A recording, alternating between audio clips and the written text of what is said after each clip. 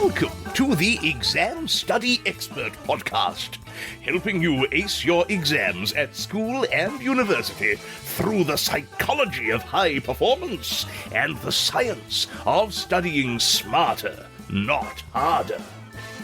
It's my pleasure to introduce your host, the Cambridge-trained memory psychologist and exam success coach, William Wadsworth. Hello and welcome to the Exam Study Experts podcast. Today, we were due to kick off a mini-series about neurodivergency and studying, talking about ADHD, dyslexia and autism to better understand them and explore some expert tips on how to thrive despite or even because of these various conditions. But the first episode of that series still needs a little bit of time. It's still in the oven, just needs a little bit longer to make ready for you to the standard I'd like. So instead, today I've decided to bring you a gem from the archives. This is legendary Professor Tim Wilson on the power of the stories we tell ourselves to impact not only our success in our academic work and our scholarship, but also our success in life and everything you turn your attention to generally. It was first broadcast back in January 2021. It's around 2.5 years back. And it's one of my personal favourites. It always has been since. Yet it's also had relatively few listens over the years compared to what we normally see for past episodes. Maybe I just didn't come up with a catchy enough title for it. But for whatever reason, chances are most people that are listening to the show today probably haven't had a chance to hear this one yet. And I think it's a really good one. So here it is for you today. I hope you enjoy it as much as I did. Enjoy. Hello and welcome to the show. I'm going to start with a very quick story. Suppose you are a student in your first semester of college, sitting in a calculus class, waiting for the professor to hand back the first test. You're a little nervous because the test was difficult, but you know that you'd usually got good grades in high school math, and therefore you're confident that you were going to do okay on this new test at college. When the professor hands back your test, though, you are shocked to see that you got a D. You'll immediately start to interpret the results of this, trying to make sense of why it was that you did so poorly. The answer you come up with to that question is going to be a crucial determinant of what happens next. Maybe you conclude that you didn't study hard enough for the test, and you therefore view this setback as a wake-up call to study harder or perhaps work in more effective ways. Or perhaps you interpret that D as a sign that you really aren't college material after all, a confirmation of your worst fears about your abilities or lack thereof. You start skipping class and missing homework assignments. After all, why go through all that trouble when you clearly don't have what it takes to succeed? Now, research shows that most people have an optimistic outlook on life, believing that they have good prospects in the future and that they are masters of their own fates. This doesn't, of course, mean we're blind to reality, but putting a positive spin on events, such as I say, viewing one bad grade as an indication that we need to work harder, rather than as a sign that we should simply give up because we don't have what it takes, that kind of positive interpretation, research shows, was going to serve us very well. In short, the way in which we interpret the events of the world is extremely important. Sometimes, as in that pessimistic interpretation of that test result as indicating that we don't have what it takes to succeed in college, sometimes those kind of interpretations are unhealthy, and that can have negative consequences for our performance. We could solve a lot of problems if we could get people in general, and students in particular, to redirect their interpretations in healthier directions. Now, that passage is paraphrased from the introduction to my favourite book on mindset and motivation. It's called Redirect: Changing the Stories We Live by Professor Timothy Wilson. I'm therefore truly delighted that Tim is going to be here to talk to you directly. I've been a huge admirer of him for a long time, and he's got some incredibly sensible things to say to us about how we can change the stories we live by, master our mindsets, and ultimately get better results in college and in life. Let's give a very warm welcome to Professor Timothy Wilson. I'm Tim Wilson. I'm a professor of psychology at the University of Virginia in the United States. I guess I describe the unifying aspect of my research as self-knowledge. I've looked at many different aspects of how we come to know ourselves, what the limits of that are. And I've always been interested in applications of that to behavior change. So how does self-knowledge and the kinds of assumptions and stories we tell about ourselves impact our behavior? And more importantly, can you change those stories in beneficial ways? For anyone listening who's not studied a huge amount of psychology yet, just perhaps tell us a little bit more about what you mean by self-knowledge. What sort of things does that include? Well, yeah, I guess I describe it as just, I like the analogy of stories that we tell ourselves, that just as novelists tell a story about a person in fiction, we develop stories about ourselves and who we are, why we do what we do.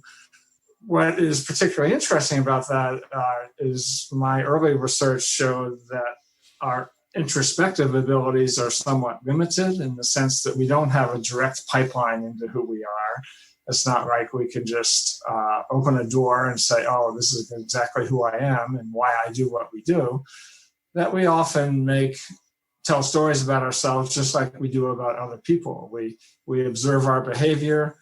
And obviously, we do have access to a lot about ourselves, our emotions, our feelings, our reactions to situations and to people. But we have to weave all that together in a coherent story as to who we are and what our goals are, how, if we suffer a setback, what that means for us, how we move forward. And these kinds of stories or narratives are really crucial to our well-being. And there's lots to be done still to understand where they come from, how to change them, how conscious they are. I don't mean to imply that we sit down and ponder ourselves like Rodin's statue of the thinker all the time. I think a lot of this are very quick assumptions we make on the fly that even we may not be fully aware of.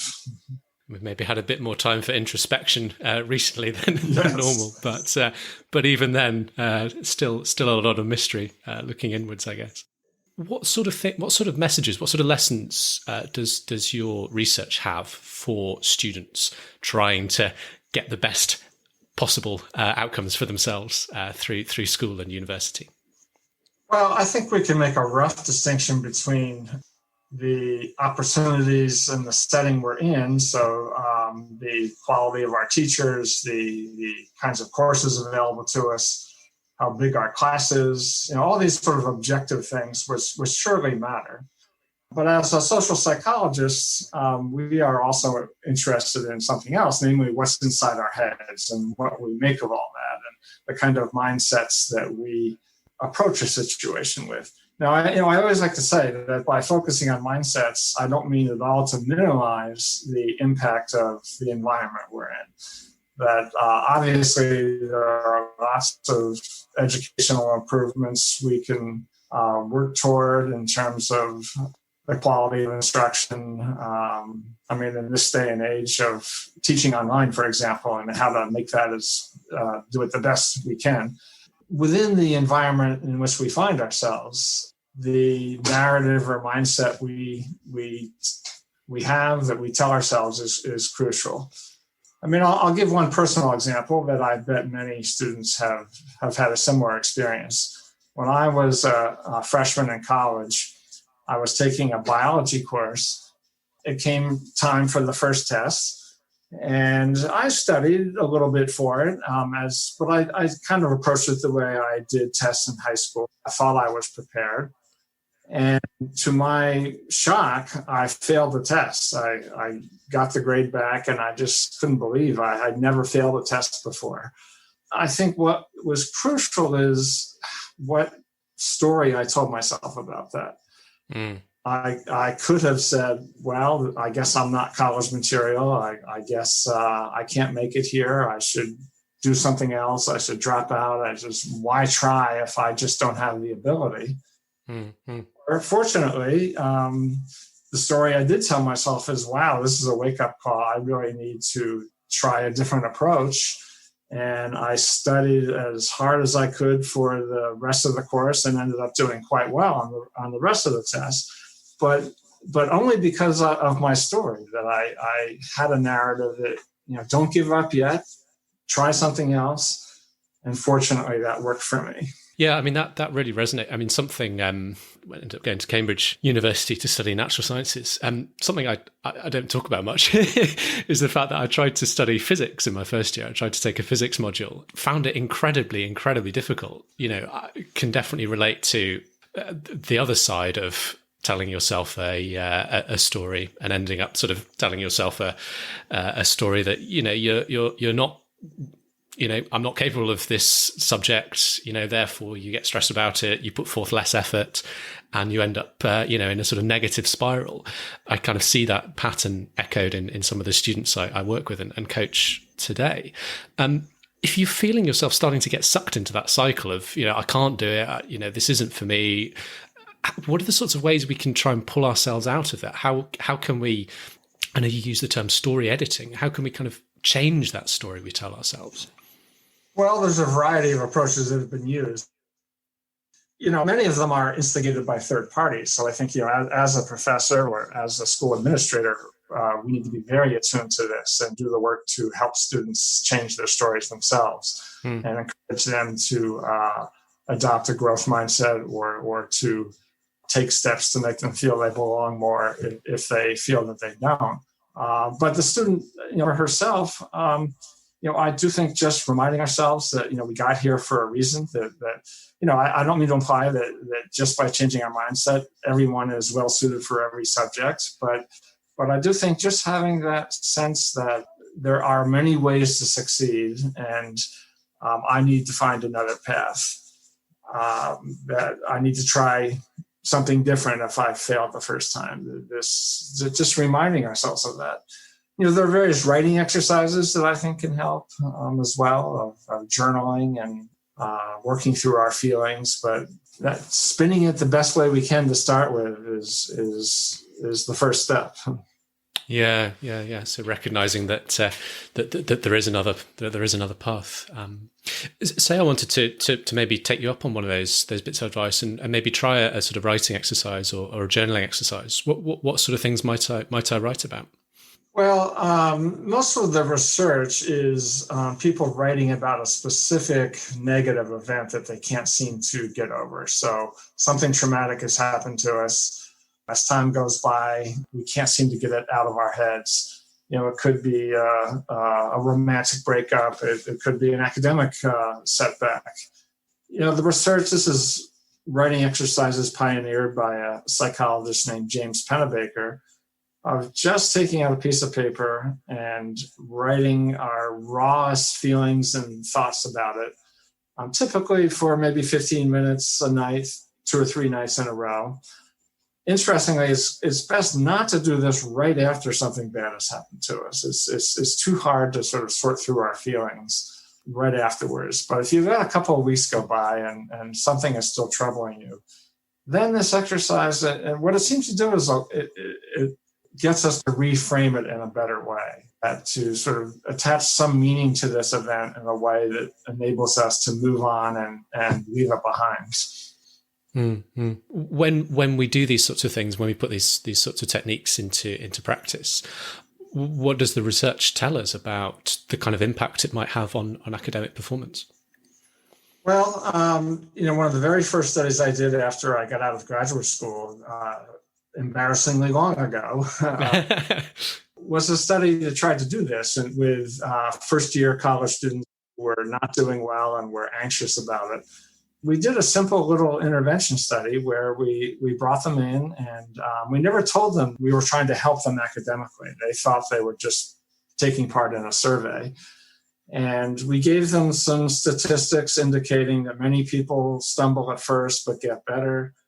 And we showed them some testimonials from older students on video saying, my first year I did terribly, but I learned how to study better, and now I'm doing just fine. And that brief little message, I think what happened is that these kids were kind of a narrative fork in the road where without this intervention, they were in danger of going down that negative path of assuming they couldn't make it in college and all the baggage that comes with that. But this little intervention nudged them onto a different path where they could say, yeah, maybe I should at least try a different strategy. And compared to a randomly assigned control group, this intervention group did better. They got better grades in college. They were more apt to stay in college. Again, this isn't magical. It's not like we turn C students into A students, but they did raise their grades significantly more than the other group. And since then, there's been really in the last, I'd say, 10 or 15 years, an explosion of this sort of research in social psychology showing that brief interventions can have really impressive long-term effects by getting people to sort of build on it themselves, suggesting a new interpretation that they adopt and try out. And once they do, they get positive feedback about it. And so it kind of reinforces itself over time with pretty impressive long-term benefits. Absolutely. I mean, one of the reasons I like this area of psychology particularly is because you can get quite powerful results, quite powerful impacts based on, relatively straightforward and cheap and easy interventions and changes. It's nothing hugely expensive or complicated or elaborate. Can I give one more example? Absolutely. Yeah. There's an increasing amount of research on students' feelings of belonging in particularly at transitions in school. So when going from high school to college and entering a new environment, or from going from middle school to high school, these transition points, people are at risk for feeling that they don't belong in this new environment. And at least in the United States, that's particularly true of students who historically have been told they don't belong. So minority students who are in a school, say, that is majority white, and they may experience racism and the feeling that this is not an environment that was made for me. And some social psychologists, and we've been doing some recent work on this in high schools, again, show that a brief intervention at the beginning of this transition, the beginning of high school, say, can head off at the pass those damaging kinds of beliefs. So telling students that, lots of students feel they don't belong when they start school. Lots of students feel that it's hard to make friends. We've been doing a recent version of this at a local high school. Part of this is showing kids a videotape of older students talking about their transition to high school. And things that would come up are, I would walk into the lunchroom and I'd have nowhere to sit, and I felt terrible that I didn't have friends I could eat lunch with. But after a week or two, I made friends, and things got better quickly. And again, that little message helped particularly the minority kids to adapt better and to get better grades. Now, again, I want to emphasize that we're not denying that there are lots of objective problems to solve. As is becoming increasingly apparent in the United States, racism is still a deep, deep problem. And there are lots of structural changes that we need to make. But even within the problems we have, you can help people by helping them avoid two stories that are too self-damaging. There's a study that was coming to mind while you were talking, where even just the act of writing your ethnicity on the front of the exam paper would affect students' performance on that exam paper if you were from a certain minority groups where the stereotype is associated with lower academic performance.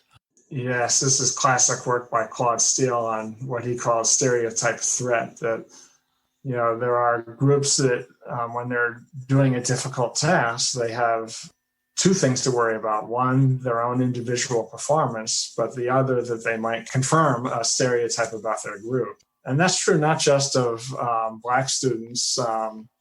It's been shown with older people taking memory tests that you're worried about confirming a stereotype that old people lose their memory. And anywhere our identity is at threat can just make it harder to perform. Yeah. I remember coming across this when I was a student, and we had one lecture where part of our assessed grade was based on our in-class contributions, so what we spoke up and said in lectures themselves, and we all had to provide these little name cards to put in front of us, so the lecturer could see attach our names to who was making the points. And I'd kind of come across this study and I thought, I wonder what I could do to both reinforce my own label of myself as being a high-performing student and maybe subtly influence my lecturer. So I put a 1 in front of my name. So I was 1 William Wadsworth, and 1 standing for a sort of a first-class degree, which is the top degree class in UK universities. It worked. I got the degree I was hoping for, but I don't know how much of it was down to that. Interesting. I don't know if there are any more sort of practical suggestions for using, I guess, kind of positive labels. Well, let me talk a little bit about growth mindsets, which I bet many of your listeners are familiar with. Work by Carol Dweck that's been very influential in showing that it's very important that we feel we succeed through effort and other strategies, and not just because we have a certain amount of intelligence in our tank. And there's some very recent research suggests that some people misinterpret that message a little bit, that when they think that a growth mindset means we just have to try harder. And, that's part of it. Part of it is the idea that if we're not succeeding in a particular academic course, we should just study more. But it turns out that there's another critical ingredient to that, which is seeking help and trying different strategies.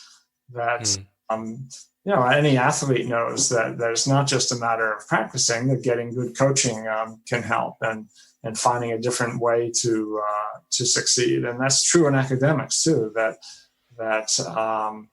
if you're studying a new subject and you're not doing well, it's not just a matter of going back to your room and trying harder.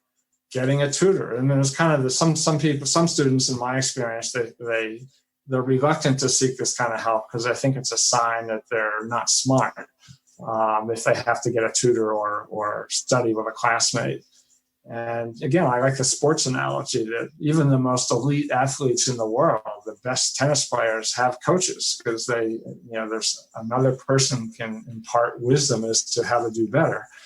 And we should do that in academics as well. I completely agree, Tim. And of course, if you're looking for some help finding the smart way, if you're looking for your perfect coach to help you find a better way, a more efficient way to study for your exams, we have you covered.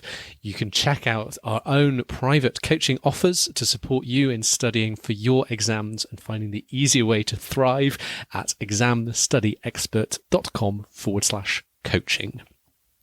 Or you can now go down the self-study route with our premium Study Smarter video classes and the office hours laid on for you in the Study Smarter network. Details for that over at examstudyexpert.com/network. Or finally, if you're at a UK school or university, why not have us in to run workshops for your students? Find out more at examstudyexpert.com/workshops. It would be our pleasure to support, as we've done for hundreds of coaching and premium course clients over the years, or now some tens of thousands of students have heard us live at a workshop at their place of study. Again, that's all at examstudyexpert.com. Just add /coaching, /network, or /workshops, whichever bit you're interested in. And all those links are, of course, in the show notes as well. That's examstudyexpert.com /coaching, /network, or /workshops. A lot of the work I do with sort of students and going into schools is about, in particular, some of the lessons that are coming out of cognitive psychology about effective ways to learn and memorize information, like space learning, retrieval practice, and kind of help students use these tools in practice. Because we've known about these techniques for a good long while now, but they're still only just starting to make their way into practical use. Well, that's a great example. It's the kind of thing a student might not think of on their own. And just learning about that different strategy can make a huge difference. Absolutely. I couldn't agree more. And I see that in the students I work with every day. Excellent. So look, Tim, we've had a fantastic conversation so far. I was just wondering if there's anything else you particularly like to bring up that might be of use to students as they approach their studies and getting them in the right mindset to succeed. Sure. Well, I can think of one more that's been shown in some recent research, and it'll sound a little obvious, but I think it's one that we sometimes overlook. And that's just reminding ourselves of the practical importance of what we're studying and what it means to us. So these are studies that were done in high school science classes in the United States. And they had students do a little writing exercises where just think about how what you're learning might be useful to you in a future career or to some hobby that you're interested in, how it might make you better at video games, whatever. And just connecting the academic topics to personally important outcome led to better grades. People, they could sort of make sense more why it was important for them to study. And, that's something that sounds obvious when you say it, but I think it's something that students sometimes forget to do, that, hey, this abstract material could actually be of practical use to me. Absolutely. Giving them the right kind of motivation to work towards the subject. Well, look, Tim, thank you ever so much. This has been it's been a great conversation, and really grateful for you giving up the time.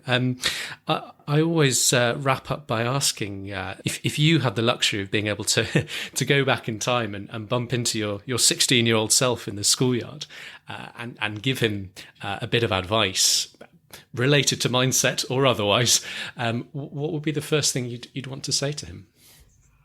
Well, gosh. I think I would fall back on a lot of research I've done with my friend Daniel Gilbert on what we call affective forecasting. And this research looks at the kinds of forecasts or predictions we make about our own future emotional reactions, how we'll feel if something really good happens to us, and how we'll feel if something rather bad happens to us. What we found repeatedly is that people overestimate the impact of these events on our emotions. Let me say this a little differently, that we all tend to dread terrible things happening to us, partly because we think we'll never get over them. And indeed, terrible things do make us feel terrible, but it turns out people are more resilient than we tend to think, and we recover emotionally from these events more quickly than we anticipate. So I think I would tell that to my 16-year-old self. Let me preface this by saying I was a rather anxious kid, a worrier, and what if this happens? What if that happens? And I think I'd say just chill a little bit. So you tried taking this course, and what if you did fail? Okay, you'd figure it out. You'd get over it. It wouldn't be as terrible as you think.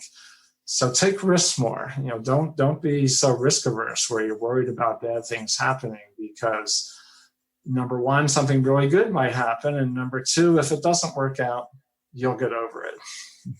I think that's very solid advice. Tim, thank you ever so much. I'm sure there'll be plenty of listeners keen to find out a bit more about you and your work and the sorts of topics we've been talking about. And anywhere they could go, you'd point them towards for more. Well, there's lots of great books in social psychology these days. I will put a plug in for my own called Redirect that talks a lot about these kinds of issues in education and other kinds of problems. And I'd highly support that plug. It's long been one of my favorites. So, highly recommended. Listen, Tim, thank you once again. Really appreciate it. Thank you ever so much. Great talking with you, William. Thank you. Phew. Well, we covered quite a lot of ground today in a pretty short space of time. So I just want to take a few minutes to recap my top 3 takeaways, practical takeaways for you from this chat with Tim. The first is that you have control over how you choose to interpret events. Say you failed a test, as in my story back at the start. You've got a choice. Do you choose to see that as evidence that you've reached the limits of your ability in that subject and that you're destined to fail from now on, no matter what you do? Or alternatively, do you take it as a signal that you need to change something in order to improve in future, perhaps working a bit harder or possibly working smarter, using more effective study techniques that let you make faster progress in less time? In Tim's book, there's a story about basketball legend Michael Jordan that makes this point beautifully. If you've heard of Michael Jordan, you may know him as the greatest basketball player of all time, and that's according to his official biography on the NBA website. What might surprise you, though, is that he was cut from his high school basketball team the first time he tried out. Rather than giving up, though, he redoubled his efforts, leaving home at 6 a.m. every morning to practice for an hour before school started. It may be no surprise that it wasn't too long before he made the team. For him, the rejection was not a signal that he was never going to be good enough, simply that he wasn't good enough yet. And he then took massive action to make darn sure that he was going to be good enough next time round. So be very careful about the lessons you draw from events, and in particular, how you interpret negative events or setbacks. My second takeaway is about moving past something especially bad if it does happen to you, a really major life disappointment or upset, either in your academic progress or in your personal life. As Tim explained, you might need to wait a couple of weeks to let some of the initial shock pass if it was a particularly traumatic experience, after which what you do is you write about the event for maybe 15 minutes each night, 3 nights in a row. Write about what happened. Write about how it made you feel at the time. Write about how it's made you feel since. And perhaps write about how you're finding yourself changing your beliefs about who you are as a person or what you're capable of as a result of that event. And be especially vigilant for those last set of thoughts. In other words, be really, really watchful for your beliefs changing for the worse as a result of that setback and having a negative impact on your mindset and hence your ability to perform at a high level in future. To join this back up with my first takeaway, you have a choice on your interpretation of that event. Our advice would be not to see it as evidence that you suck at something, but rather as a signal that you might need to do something differently in future. And when it comes to doing things differently and better in your academic life, I'm here to help you.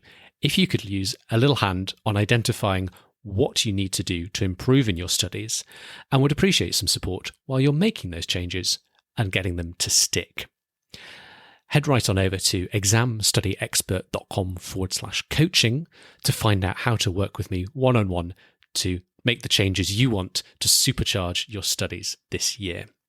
Again, that's examstudyexpert.com/coaching. My third and final takeaway is that a really powerful way to change a negative story is looking for examples of people who've made the exact change you want to make in your life. I'm actually putting together a series of stories of transformation for the podcast, featuring interviews with real students who were struggling in some way with their studies and managed to turn things around and dramatically improved their outcomes, their results as a result. They might have turned things around by working harder. It might have been by sorting out their mindset, their beliefs, and their stories they tell themselves, as we've been talking about today. Or it might have been about switching to smarter ways of studying so they could make faster progress in less time. Often it's a combination of all of those. And when you hear a story that starts with someone struggling in a very similar way to you, and when you hear about the changes they made, and when you hear about the results they got, it can inspire you that you too could make that change and get those results for yourself. So look out for those stories coming your way on the podcast. If you think you might be able to contribute to that, and you think you might have such a story that you might be able to share with listeners here, in other words, you've struggled, you changed something and you improved, then I'd really love to hear from you. Do drop me an email at william@examstudyexpert.com with a couple of details about the story. And if it sounds like a good fit, let's fix a time to do a short interview. And I'd be glad to include a little bit of complimentary study coaching for you to say thank you for your generosity. Again, just drop me an email at william@examstudyexpert.com if you think your story of study success transformation might fit the bill. So that concludes my top 3 takeaways from this chat with Tim. Be conscious about how you're interpreting events, journal to get over disappointments and upsets, and look out for examples of students who've already made the changes you make. And again, if you want any help making those changes or deciding what the right changes to make are, get in touch at examstudyexpert.com/coaching. So there's much more great stuff in Tim's book, Redirect, which I'm a huge fan of, as you've probably gathered by now. Again, you can check out the show notes for a link where you can get your own copy of the book if you're interested. Thanks again for listening today, and look forward to seeing you next time. If you've got exams coming up, you can now get all of William's favourite tips and tricks to save you time and get you higher grades, all in one handy cheat sheet. Grab your copy at examstudyexpert.com/free tips. Thanks again for listening, and see you soon.